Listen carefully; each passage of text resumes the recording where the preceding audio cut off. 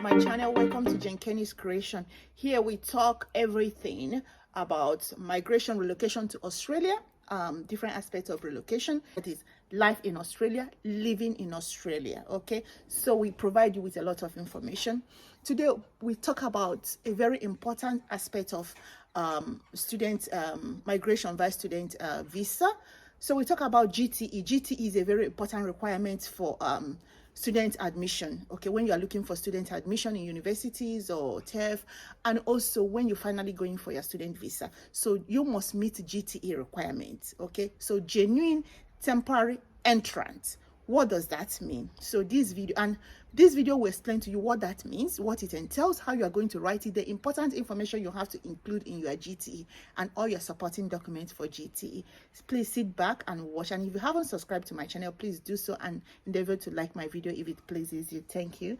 In the past, schools don't used to ask about Genuine Temporary Entrant, GTE. So I'll be using GTE. When I talk about GTE, it's about Genuine Temporary Entrance. So it's a big deal. It's a big deal because you can bring everything, and without this, so what GTE means is that I just want to prove to Department of Home Affairs that I am coming to Australia to study and go home.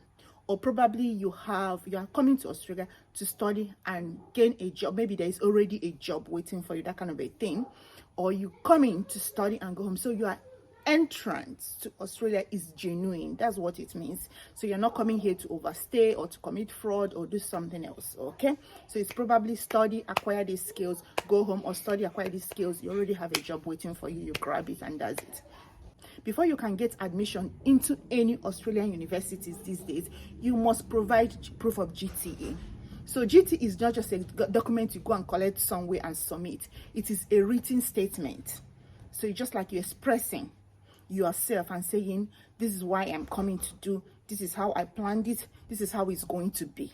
So it's like a personal statement, but it is a formal written document written by you, or anybody can write that. You can tell someone to write for you, but it must be your intention, your intent of studying, that kind of a thing. Okay, so people say, I want to give you one scenario to make you understand what we mean when I say that even schools, before they give you admission, they have to make sure you meet GTE requirements. Okay, so recently one of my YouTube audience, the subscribers, sent me a message email telling me that after watching one of my, I think he's one of my early subscribers, that's 5 months ago when I started uploading videos, he said that he watched one of my YouTube videos and he got empowered, he was motivated. So he went online, Googled schools and scholarship, and meanwhile, if you're watching this, I'm so proud of you. You know yourself for taking that bold step. So before you know it, he applied for a scholarship. It was a big step for him. I can feel it. So he applied for a scholarship, forgetting that morale to take that step. So this person was studying, is currently studying medicine and surgery in University of Port Harcourt, but because of the strike going on since, so he decided to change. So, but in the process, he was Googling, he saw this scholarship, he applied, but they responded immediately. That's what I tell you. Do it. Once there is information there, do it. He was not successful, but that was a big move. That was a big step towards whatever he's going to achieve in future. So he got rejected. He sent me email and said to me, contacted me and said to me this. I said, send me that email they sent you. So he forwarded the email. The email was written in black and white that we are sorry, at this stage you do not meet the genuine temporary requirement, because we work with Australia Home Affairs to make sure that anyone coming over to study here any of our international students meet this requirement. That's when I say that even schools today, they require it. If you don't prove it to schools, you will not get admission to proceed to your visa application. That's the thing. So school can give you a provisional admission and so on, but until you meet all these requirements, then you can proceed to visa. You get all the necessary documents and proceed. So when it comes to a genuine temporary entrant, GTE, it is very important. How do you prove it? You have to write something down. There are so many aspects of it. So one aspect of it, remember, the intention is to prove that I am coming genuinely to study and go home. Or maybe there is already a job for you in Australia. You are coming to study and stay, and you give a proof, that kind of a thing. So the first aspect of it, what are the evidence and information you are going to provide? Okay, before I proceed to mentioning all the aspects of GTE, I want to say how long, like what is the length of this a written document. So because you are going to write it, at least you need to have a guide. Okay, so it is required that it will be like 300 words. That's minimum, but the cap, the maximum is 2,000 words. You can go above it, maybe with 10% depending. But what is really important is that your statement is very short and concise. Okay, very concise and short information. Give what is necessary. Don't tell stories. That's very important. So let's jump into all the aspects of GTE that you're going to write down. So the first one will be your previous studies. Okay, so you're going to provide the academic transcript. So remember, there will be this written document which you have written like a letter directing it to a Department of Home Affairs. Okay, then there will be a supporting document for this GTE. So the GTE has a supporting document, so that when you are writing and mentioning, you said as attached, or in brackets, I have attached this in my as a supporting document. So you mention it that this thing you are talking about, there is a proof and it's attached. Don't forget to mention that, because it's a plus to your application. So we talk about the previous studies, the academic transcript. You show your qualification, where you studies, the duration of your studies, that is the length of your studies, the name of the institution you studied, and the certificate you attained. Okay, then provide evidence towards that. You know what that means, like transcripts and certificates and so on. And then gap in your previous studies. Okay, let's assume that you'd finish your first degree in 2006, and now you want to do your masters. Okay, I'm sure you use a lot of year gap. Okay, so provide a reason why there is a gap. Why didn't you pursue your masters maybe within 1, 2, 3 years, that kind of a thing?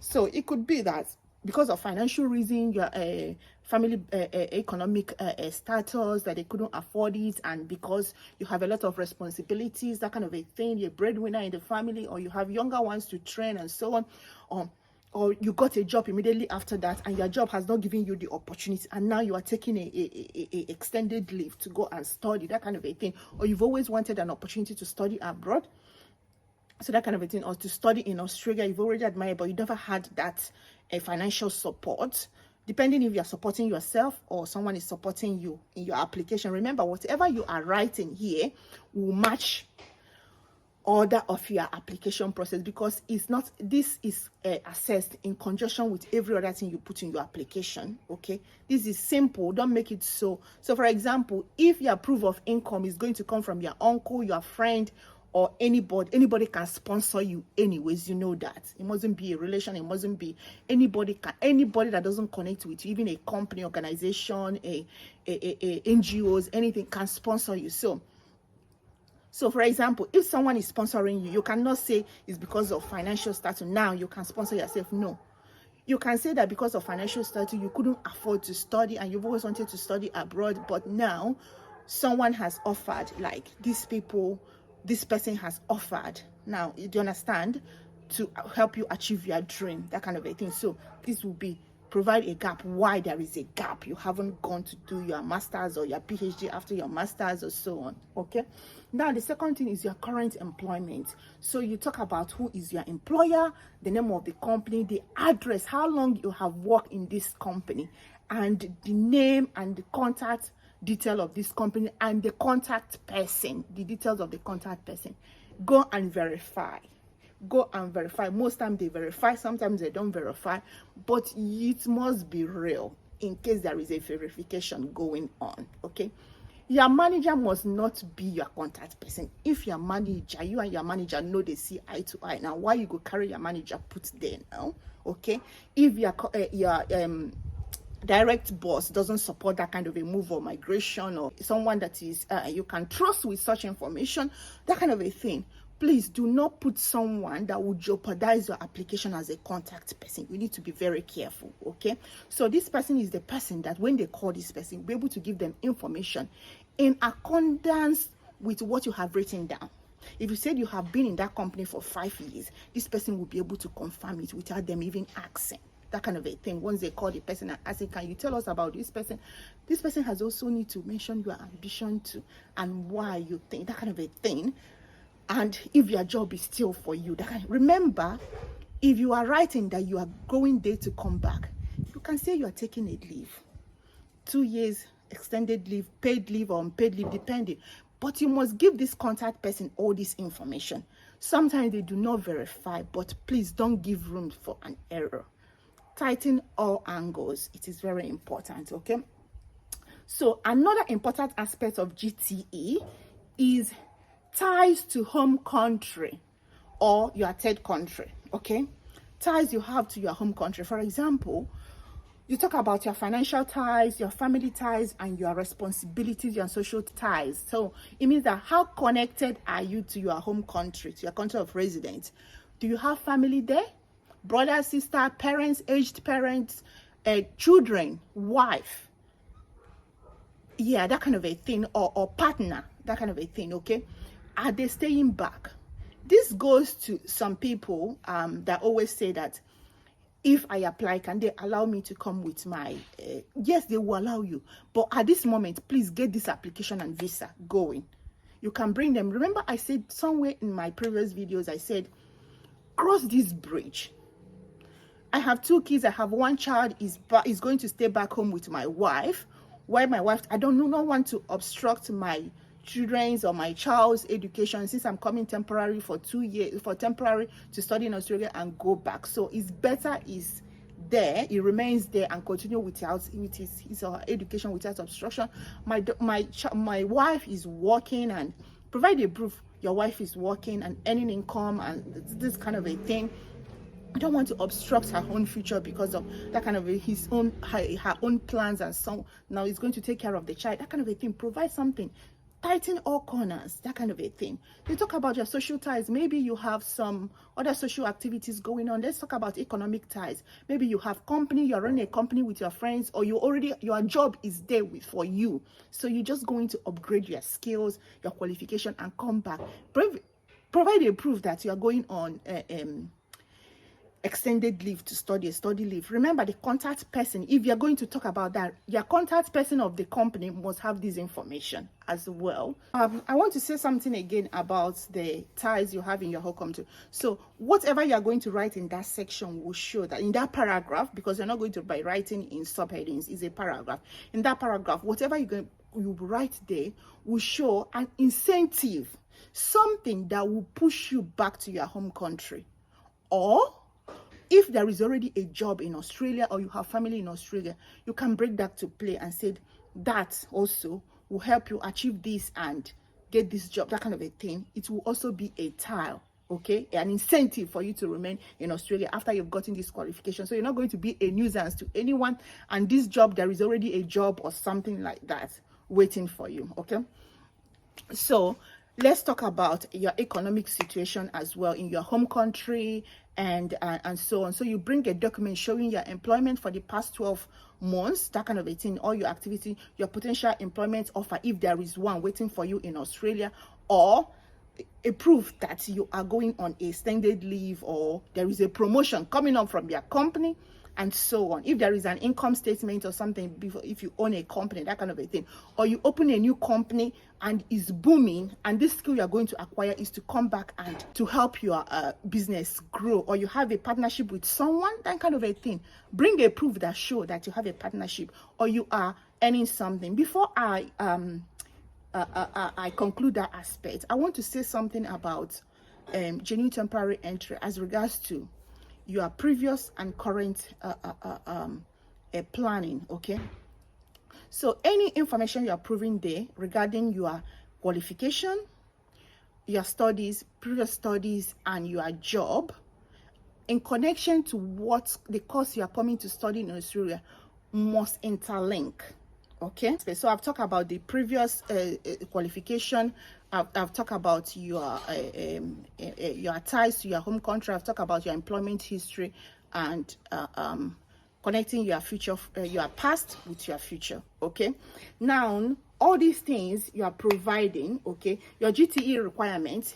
When you provide them, provide a supporting document. They will be assessed in conjunction with every other of your visa application documents and information you have provided. Okay, so the situations they consider when they consider your country. Okay, the ties you have in your country is very important. Your economic ties, your family ties, your social ties, all those things. Then your potential situation in Australia could be that you have a family here, or you have a job waiting for you, that kind of a thing, and you are living arrangement. You already have where you are living and that kind of a thing. That will also help.